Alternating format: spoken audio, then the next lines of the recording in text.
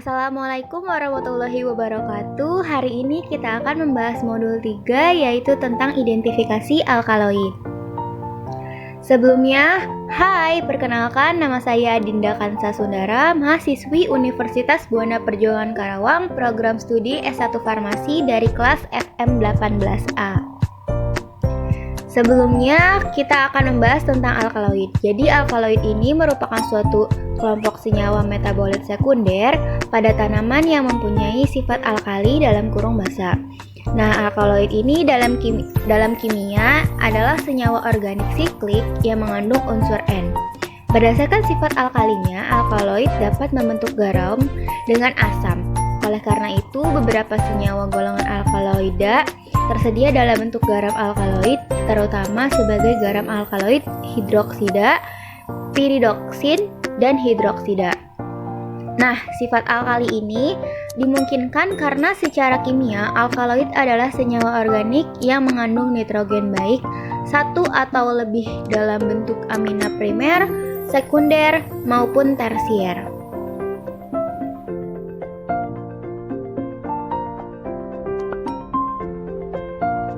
Nah, selanjutnya sifat-sifat alkaloid yaitu ada 3. Yang pertama mempunyai ikatan nitrogen berupa amin primer, sekunder, atau tersier, baik alifatis, aromatis, atau heterosiklik. Yang kedua, basa umumnya sukar larut dalam air namun larut dalam pelarut organik. Yang ketiga, dengan asam-asam umumnya dapat bereaksi membentuk garam yang larut dalam air. Nah, selanjutnya penggolongan alkaloid. Penggolongan ini ada 2, yakni alkaloid dari alam dan alkaloid sintesis. Yang dari alam contohnya opium, solanaceae, kina dari radix rufina, turunan santin dari sementrisini. Sedangkan contoh dari alkaloid sintesis atau semisintesis yakni turunan pirazolon, amino, akridin, senyawa amin alifatis dengan inti aromatis, dan turunan pirazolin dion. Kemudian pembagian alkaloid berdasarkan rumus kimia ada 3, yaitu yang pertama turunan piridin, contohnya nikotin, yang kedua turunan tropan, contohnya scopolamid, atropin, dan hiosiamin, yang ketiga yaitu turunan inulin, contohnya kinin dan klorokin.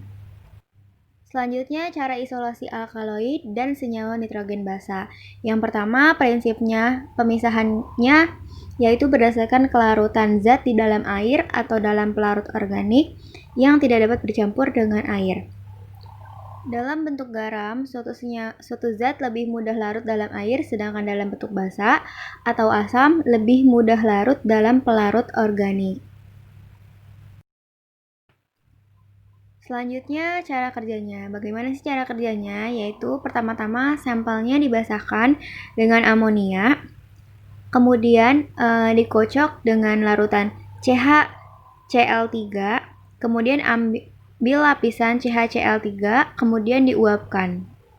Nah, setelah diuapkan akan diperoleh alkaloida basa. Nah, reaksi-reaksi umum untuk alkaloida dan senyawa nitrogen itu ada 2, yakni reaksi pengendapan atau kristal dan reaksi warna. Yang pertama kita akan membahas tentang reaksi pengendapan atau reaksi kristal. Nah, alkaloida ini akan menghasilkan endapan umumnya berupa kristal jika direaksikan dengan reaksi-reaksi yang menghasilkan pengendapan tertentu. Cara melakukan reaksinya bagaimana? Yaitu dengan sedikit sampel padat diletakkan pada objek gelas, kemudian ditambahkan 1 tetes HCl 0,5 normalitas dan 1 tetes reaksi. Kemudian akan membentuk endapan. Nah, biarkan beberapa waktu akan terbentuk kristal. Kemudian jika endapan terbentuk, amati di mikroskop. Nah, jika endapan yang terbentuk amorf, lakukan reskristalisasi pada endapan, tambahkan 1 atau 2 tetes etanol 90% sampai endapan larut. Kemudian biarkan etanol menguap, dan setelah beberapa waktu amati kembali di bawah mikroskop. Nah, reaksi pengendapan ini menggunakan beberapa reaksi, yaitu contohnya reaksi Mayer, reaksi Bochart, dan reaksi Dragonroth. Reaksi Mayer ini akan terbentuk endapan putih atau kekuningan, sedangkan reaksi Bochart akan terbentuk endapan kuning dan coklat. Kalau Dragonroth akan terbentuk merah dan jingga sampai merah coklat. Selanjutnya yaitu reaksi warna.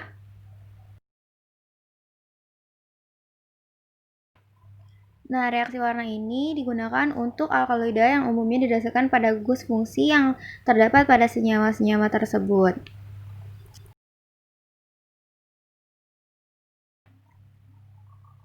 Nah, reaksi umum terhadap alkaloida kina ini dapat dilakukan reaksi eritromisin dan reaksi talakuin. Jika eritromisin, yakni beberapa tetes larutan zat, ditambahkan beberapa tetes aquabrom sampai berwarna kuning. Kemudian ditambahkan larutan K4FeCN6 dan NH4OH, kemudian kocok sehingga menghasilkan berwarna merah. Sedangkan reaksi talakuin ini satu tetes larutan zat ditambahkan beberapa tetes aquabrom sampai berwarna kuning muda. Kemudian tambahkan beberapa tetes NH4OH pekat yang akan membentuk warna hijau. Nah, salah satu contoh obat yang akan diidentifikasi yaitu morfin. Morfin ini merupakan serbuk kristal halus, rasanya pahit, biasanya dalam bentuk garam HCl larut di dalam air, etanol, serta benzen. Cara mengidentifikasi morfin ini dapat dilakukan reaksi Marquis, yaitu akan terbentuk warna ungu. Sedangkan reaksi Kiefers ini sejumlah 5 mg morfin dilarutkan dalam air, kemudian ditambahkan larutan kalium ferricyanida yang mengandung 1 tetes FeCl3, maka akan terbentuk warna biru hijau. Kemudian obat yang kedua yakni dextromethorphan, yaitu serbuk putih, tidak berbau, rasanya pahit, larut dalam 60 bagian air, 10 bagian etanol, mudah larut dalam CHCl3, dan tidak larut dalam ether. Nah, cara mengidentifikasinya, zatnya ditambahkan dengan H2SO4 encer, kemudian disaring. Tidak terjadi warna merah. Jika dipanaskan selama 15 menit, akan menghasilkan warna kuning sampai warna merah. Reaksi yang kedua, ini dengan reaksi Forde akan menghasilkan warna biru yang berubah menjadi hijau. Yang ketiga, zat ditambahkan 2 tetes HNO3 dipanaskan di penangkas air selama 1 menit dengan suhu 100 derajat Celcius. Nah, kemudian obat yang ketiga yakni paracetamol. Paracetamol ini merupakan serbuk tidak berwarna dalam temperatur kamar, sukar larut dalam air, larut dalam etanol, dan larut di dalam air panas. Cara mengidentifikasinya, larutan zat ditambahkan dengan larutan FeCl akan menghasilkan warna biru ungu. Yang kedua, larutan zat ditambahkan 2-3 tetes HCl 10%, lalu didinginkan di dalam es, kemudian ditambahkan 2 atau 3 tetes larutan NaHNO2 yang akan menghasilkan warna merah jingga. Sekian informasi yang dapat saya sampaikan, semoga dapat bermanfaat bagi kalian semua. Mohon maaf bila banyak kata. Wassalamualaikum warahmatullahi wabarakatuh. Jangan lupa klik like dan subscribe. Boleh juga kalian share ke teman-teman kalian. Terima kasih.